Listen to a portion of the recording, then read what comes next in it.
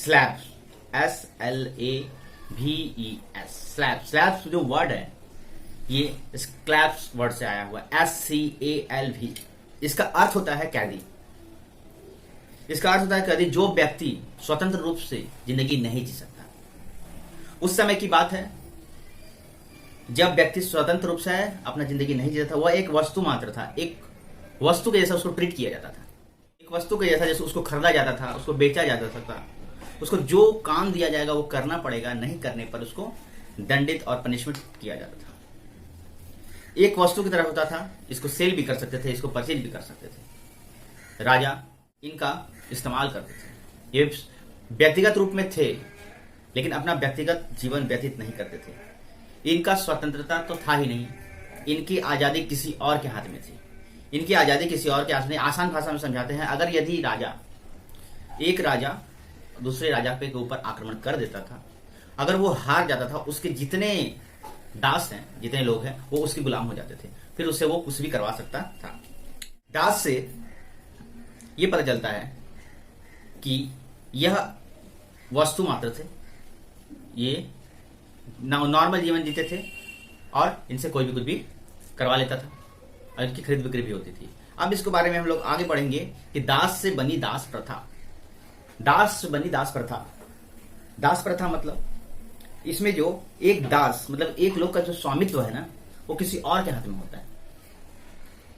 स्वामित्व जो होता है, उसका मालिकाना होता है, वो जिंदगी में अपने बारे में कुछ नहीं कर पाएगा, अपने हिसाब से कुछ नहीं कर पाएगा, अपने मन का कुछ नहीं कर पाएगा, अपनी जिंदगी अपने मन से नहीं जी पाएगा। उसका जितना भी जिंदगी के सारे फैसले होंगे वो कौन लेगा? उसका स्वामी जो होगा वो लेगा। और ये धीरे धीरे और बढ़ते चला गया। दास प्रथा की जानकारी हम लोग को इतिहास में उस समय की मिलती है। इसका कोई प्रमाण नहीं आज तक मिला है, हम लोग को कोई साक्ष्य भी नहीं मिला है, लेकिन बड़ी मात्रा में दास रूप में लोग जिंदगी व्यतीत करते थे, ये तो हम लोग को प्रूफ मिलता ही है। और दास प्रथा बढ़ते बढ़ते एक संस्थागत रूप ले चुका था कि दास की बड़े मात्रा में दास प्रथा का प्रथम अगर साक्ष्य देखा जाए तो हम्मुराबी की संहिता में मिलता है। हम्मुराबी की संहिता में मिलता है, जो महान राजा, प्राचीन सभ्यता में दास प्रथा के बारे में अगर जाए तो ये बात है बेबीलोनिया की। बेबीलोनिया की राजा हम्मुराबी, बेबीलोनिया के राजा थे हम्मुराबी, और उनके संहिता जिसको हम लोग कोड कहते हैं में मिलता है। बात है 1760 ईसा पूर्व की। इसमें स्पष्ट से लिखा है कि अगर कोई व्यक्ति दास को पता अत्याचार होता ही था, दास को अगर भागने में कोई मदद करता है, दास को भागने में अगर कोई मदद करता है तो उसको दंडित किया जाएगा, उसको मृत्यु दंड दिया जाएगा और उसी के आश्रय में वो जिंदगी भर रहेगा। तो ये दास प्रथा थी। बात बढ़ाते हैं कि ये दास प्रथा की उत्पत्ति कैसे हुई, कैसे ये बना, दास प्रथा ये कैसे निर्माण हुआ, दास के बारे में तो पढ़ लीजिए। ऑरिजिन के बारे में समझते हैं, ऑरिजिन के बारे में पढ़ते हैं कि ये आखिर में दास प्रथा बनी कैसे, क्रिएट कैसे हुआ। प्राचीन काल में दास प्रथा का कुछ साक्ष्य हम लोग को अभी भी मिलता है। सभ्यता आज भी उस शिखर पर है और पहले के जो सारी सभ्यता थी उनके बारे में कुछ कुछ हम लोग को जानकारी मिल रही है। तो उस साक्ष्य के आधार पर, उसके सबूत के आधार पर हम लोगों को पता चलता है कि हाँ ऐसा था, मतलब दास प्रथा थी। पुरातात्विक साक्ष्य ये बताते हैं कि या विद्वानों ने भी बताया इसके बारे में। मिस्र की कब्रें भी आपको इसका साक्ष्य दे देंगे। 8 से ईसा पूर्व 8000 वर्ष पहले, अर्थात 10,000 वर्ष पूर्व, ठीक है, दास प्रथा का प्रचलन था। ये मिस्र के पिरामिडों से, मिस्र के साक्ष्य हम लोग को बताते हैं, इतिहास बताते हैं, साक्ष्य बताते हैं कि कुछ लोगों को दास बनाया जाता था और अधिक संभावना है कि लोगों को इन पर अधिकार से दास बनाया था। मतलब क्या, उनके ऊपर अधिकार था कि ये मेरे दास है, हम इनके ऊपर कुछ भी करवा सकते हैं। अब बात करते हैं कि दास प्रथा की उत्पत्ति कैसे हुई, किस प्रकार हुई। दास प्रथा की उत्पत्ति जो है जानने के लिए हमें प्राचीन चीजों के बारे में जानना पड़ेगा, प्राचीन तथ्य समझने पड़ेंगे, इतिहास को पढ़ना पड़ेगा, इतिहास को खंगालना पड़ेगा, देखना पड़ेगा। नगर की सभ्यता विकास की दर में आगे बढ़ी। पहले ऐसी सभ्यता नहीं थी, फिर नगर सभ्यता आगे बढ़ी। दास प्रथा का उत्पत्ति का मेन कारण है क्योंकि गांव को, बड़े बड़े गांव को क्या किया गया, नगर बनाया गया, तो उसमें दास का जरूरत पड़ता था, लोगों का जरूरत था मजदूर के रूप में। नगर का अभ्युदय, नगर का जो बढ़ावा है, नगर को जो वृद्धि है, वो जो है इससे नगर और साथ में दास, ये दो आपस में दोनों जुड़े हुए हैं, क्योंकि नगर को बनाने में दास का ही योगदान रहा है। दास काम नहीं करेंगे तो कौन काम करेंगे। अगर अत्यधिक खाद्यान्न उत्पादन नहीं हुआ, मतलब खाने की व्यवस्था, खेती नहीं हुई, तो उसका प्रेशर किसके ऊपर ज्यादा था, दास के ऊपर ही ज्यादा था। तो इस जगह से ही दास प्रथा का उत्पन्न हुआ है। अब बात आती है कि कोई स्वतंत्र व्यक्ति, कोई फ्री व्यक्ति, कोई फ्रीडम पहले से उसको आजाद है, वो पहले से दास क्यों बना, वो दास क्यों बना, स्वतंत्र व्यक्ति दास क्यों बना, इसके बारे में समझेंगे।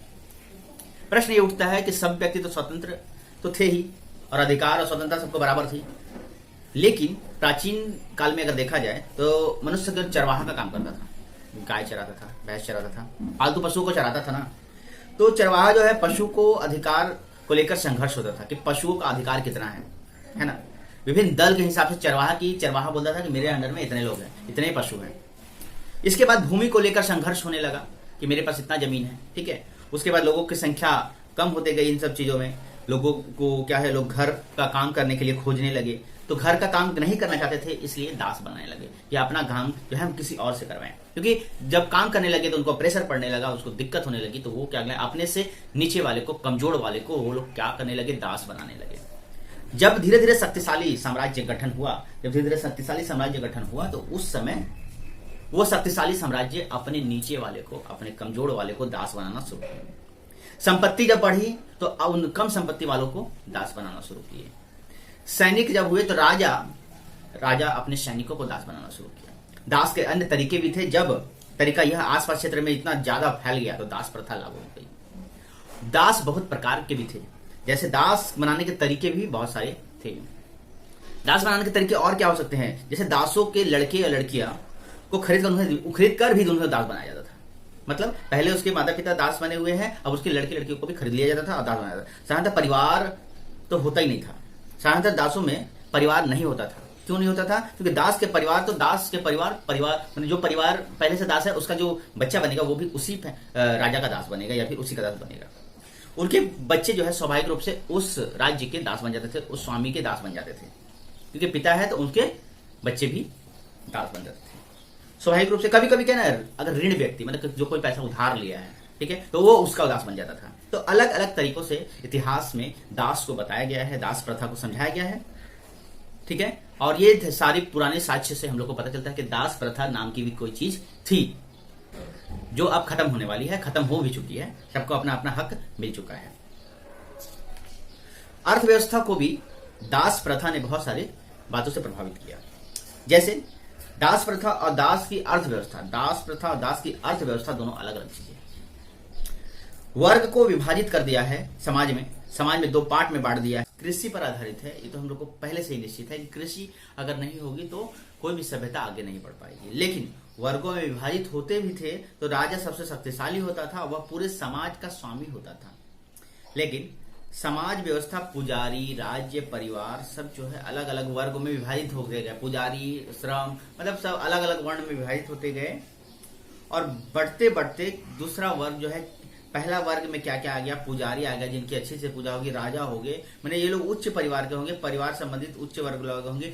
दूसरे परिवार जो नीच परिवार होंगे, जैसे किसान हो गया, शिल्प हो गया, कलाकार होगा, साधारण वर्ग के लोग, ये लोग जो है दूसरे वर्ग में, दो वर्गों में विभाजित हो गए।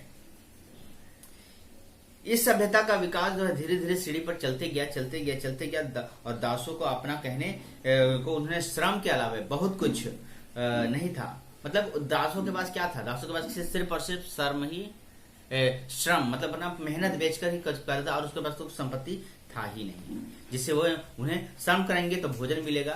तो ये धीरे धीरे जो व्यवस्था है वो अर्थव्यवस्था की तरफ लागू हुई। इनको काम करवाया जाता था, काम करेंगे तभी जाकर मिलेगा। अब बात आता है ना कि किसान और दास में क्या अंतर है। किसान भी काम करते थे, दास भी काम करते थे, लेकिन किसान और दास में अंतर क्या है। भूमि पर किसान और उनके परिवार के लोग कृषि करते थे, लेकिन किसान अपने आवश्यकता से ज्यादा उपयोग अपने पास बाकी राज्य को देना पड़ता था, मतलब बाकी राजा को देना पड़ता था। जितना उत्पादन करते थे उससे ज्यादा मैंने अपने पास रख लिया, कुछ पार्ट जो है राजा को देना पड़ता था जो भी उपज हुआ है। लेकिन कुछ अपना नहीं होता, लेकिन भूमि और पशुओं और समान, भूमि पर पशु पर समान पर स्वामी का संपत्ति होता, वह स्वामी एक व्यक्ति राज्य हो सकता था। मतलब एक व्यक्ति के ऊपर हो सकता था, एक राज्य के ऊपर हो सकता था, क्योंकि वहां का जो जानवर है, वहां का जो पशु है, उनके ऊपर एक राजा का स्वामित्व हो सकता था। किसान अपने उपज का एक भाग तो दे जाता था, ठीक है, लेकिन परंतु अपने श्रम के बदले में उन्हें कुछ नहीं मिलता था। कितना मेहनत किया ना, मेहनत के बदले तो कुछ मिलता ही नहीं था। तो मेहनत के बदले में जब कुछ नहीं मिलता था, तो इस प्रकार हम देखते हैं कि इस तरह से अगर मेहनत करने के बदले कुछ मिलता है तो वही इस दास प्रथा सही है। ठीक है कि चलो भाई किसी के पास जमीन नहीं है, कुछ नहीं है, तो दास प्रथा के हिसाब से अगर मेहनत किया अपना लेके चला गया, ठीक है, दैट्स इट। दास प्रथा के हिसाब से जब बड़े मात्रा में दास लोग एक अलग कैटेगरी ले लिए, एक अलग जगह ले लिए, तो ये लोग क्या हो गए, एक दास प्रथा का एक समाज बन गया, कमजोर कर।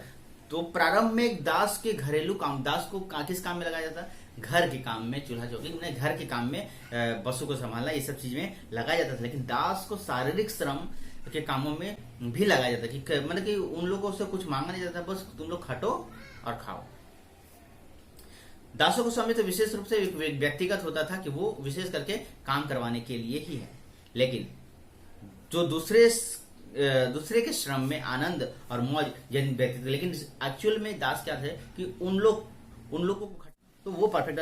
कुछ लोग इनके समाज के लिए परजीवी बन गए, मतलब उनके ऊपर। अब कहने का ये मतलब हुआ कि अब ये लोग नहीं रहेंगे, ये लोग अगर काम नहीं करेंगे तो कैसे काम होगा। तो ये अब कुछ जो राजा थे, जो ऊपर वाले थे, जो स्वामी थे, वो लोग काम करना ही बंद कर दिए, बोले हम लोग इसी के ऊपर डिपेंडेड है।